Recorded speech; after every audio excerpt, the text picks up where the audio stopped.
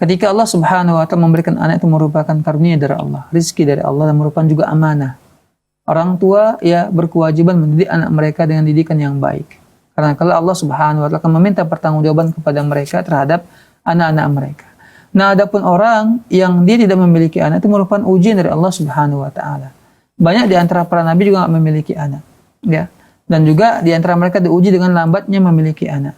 Artinya apa? Itu semuanya merupakan ujian dari Allah yang wajib kita bersabar ya dan mengharapkan pahala dari Allah Subhanahu wa taala. Nah, apakah mereka tidak mendapatkan doa? Dapat juga. Karena kalau kita ketahui bahwa di antara doa kaum muslimin secara umum ialah Rabbighfirli wa liwalidayya wal mu'minina yauma yaqumul hisab. Ataupun ketika khatib di atas mimbar selalu berdoa kepada Allah Subhanahu wa taala, Allahumma ighfir lana wa liwalidina ya wal mu'minina wal mu'minat. Artinya apa? Kita mendapatkan doa dari kaum muslimin lainnya, ya.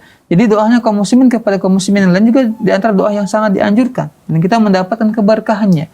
Jadi janganlah kita merasa suuzon kepada Allah ataupun khawatir ketika tidak memiliki anak, ya. Kita merasa Allah tidak adil kepada kita. Dari mana kita bisa mendapatkan tambahan pahala? Kan nggak mesti dari situ saja. Bukankah Nabi mengatakan 3 perkara yang pahalanya akan terus mengalir meskipun kita sudah meninggal dunia. Pertama, sedekah jariyah. Mungkin tak punya anak tapi punya harta, perbanyak bersedekah.